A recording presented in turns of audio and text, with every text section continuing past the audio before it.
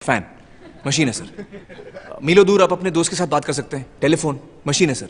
करोड़ों का हिसाब चुटकी में करता है। कैलकुलेटर मशीन है सर। सर एक्चुअली हम मशीनों से घिरे हुए हैं सर। पेन की निब से लेके पैंट की जिप तक सब मशीन है sir. Naturally gifted talent will always get ahead, no matter what. The naturally gifted can't claim much credit because their success often depends on their birth order. I totally agree with this. Actually, it reminds me the movie Three Idiots. I hate that movie. Yes, I hate that movie. For some people, it might be the best piece of cinema, the classic, or the masterpiece. I respect their opinion. It's subjective. But I cannot watch that movie. Never. जैसा कि मैं three idiots के बारे में कह रहा था, मुझे लगता है कि मेरे लिए फिल्म में रियल हीरो चतुर है। यस, चतुर। चतुर जीनियस पैदा नहीं हुआ था। वो उसकी मेहनत है, उसका हार्ड वर्क है, उसका वर्क एथिक्स है जो उसको टॉप पर पहुंचा देता है। और दूसरी ओर रैंचो, जो पैदा ही जीनियस हुआ था, उसने पढ़ाई बिल्कुल भी नहीं की थी क्योंकि उसे कक्षाओं से हमेशा बाहर निकाल दिया जाता था, लेकिन फिर भी वो टॉप करता था। तो आप रेंचो की तुलना चतुर से कैसे कर सकते हो? इंजीनियर बनाइए इस लौंडे को।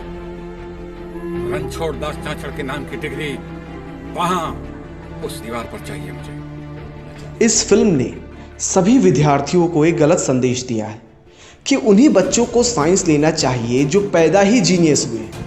अगर फिल्म के माध्यम से कहें तो अगर आप क्लास 6 में 10th की मैथ सॉल्व करते हो तो ही आपको साइंस लेना चाहिए, वरना नहीं लेना चाहिए। वरना आपका हाल फरहान या राजू जैसा हो जाएगा। इन अदर वर्ड्स, मैं आपसे पूछना चाहता हूँ कि क्या मैं 10th में 10th की मैथ सॉल्व करता हूँ तो क्या मैं साइंस नहीं ले सकता? अगर मैं बहुत मेहनत करता हूँ, अपने वर्क एथिक्स पर पूरा काम करता हूँ, बहुत हार्ड वर्किंग हूँ, तो क्या मैं साइंस नहीं ले सकता?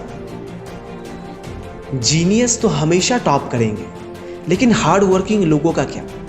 एक व्यक्ति जो जीनियस पैदा नहीं हुआ है, क्या वो हार्ड वर्किंग करके टॉप पर नहीं पहुंच सकता? मेरा मतलब है, चतुर को देखो। उस व्यक्ति में एक भाषण पढ़ने की आत्मविश्वास और घबराहट थी जो उसने कभी नहीं बोला पूरे ऑडिटोरियम के सामने। और रही बात रट्टा मारने की, तो आप इंडिया के टॉप लेवल के स्टूडेंट से पूछो, जो आईटी क्रैक करते हैं, जो यूपीएससी क्रैक करते हैं, आप उनसे पूछो क्या उन्होंने रट्टा मार के क्रैक नहीं किया था? गारंटीड रट्टा मारा था, क्योंकि विदाउट रट्टा मारे, विदाउट शॉर्ट ट्रिक इस्तेमाल किए, आप कभी भी कोई भी एंट्रेंस एग्जाम क्लियर कर ही नहीं सकते, क्योंकि एंट्रेंस एग्जाम में बहुत कम समय मिलते हैं। और उन समय में अगर आप डेरिवेशन करने बैठ जाओ फिर तो आपकी हो गई। अगर आपको रट्टा मारने से इतनी दिक्कत है तो आप एजुकेशन सिस्टम चेंज करो ना। रट्टा रट्टा क्या लगा रखा है आपने?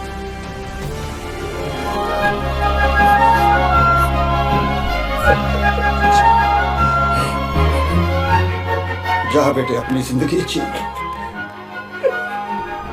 इस फिल्म में फरहान वाइल्ड लाइफ फोटोग्राफर बनना चाहता था, यह बताया गया है, लेकिन राजू क्या बनना चाहता है ये बताया ही नहीं। गरीब होने के कारण उसके पास कोई विकल्प ही नहीं है।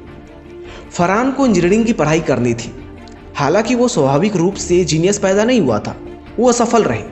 लेकिन फिल्म ने राजू को इंजीनियरिंग छोड़ने की कोशिश क्यों नहीं की? चूंकि राजू के फाइनेंशियल कंडीशन से फरहान की फाइनेंशियल कंडीशन में एक जीरो की बढ़ोतरी थी, तो फरहान ने एक सेकंड ऑप्शन लिया, वाइल्ड लाइफ फोटोग्राफर बनने का। लेकिन राजू के पास कोई विकल्प ही नहीं है, क्योंकि वो गरीब है ना।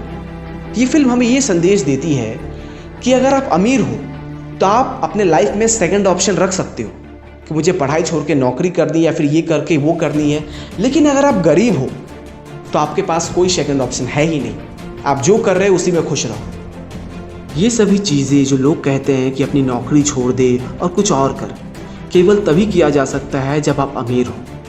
और लोग अपने दिल की सुनने के लिए कहते हैं, लेकिन मुझे यकीन है कि भारत में आधे से ज़्यादा लोग वास्तव में जानते ही नहीं कि उन्हें करना क्या है। लोगों को पता ही नहीं है कि उनको अपनी ज़िंदगी में करना क्या है, क्या चाहिए उन्हें। स्पेशली औरतों को शादी के बाद उनकी ज़िंदगी जैसे रुक सी जाती है। उनके पास कोई सपना ही नहीं है, कोई मकसद ही नहीं है। ऐसा लगता है शादी करना ही मकसद था। मेरे नज़र में Chatur is the hero of that movie, not Rancho. और मुझे इस गाने से नफरत है कि सारी उम्र हम मर मर के जी लिए, एक पल तो अब हमें जीने दो, जीने दो, अबे भूतनी के। किसने तुम्हें अपने जीवन जीने से रोका है? जिस कॉलेज में आप पढ़ रहे हो ना, हजारों लाखों करोड़ों बच्चों का सपना होता है कि ऐसे कॉलेज के दर्शन हो जाए, और आपको क्या बोलूं,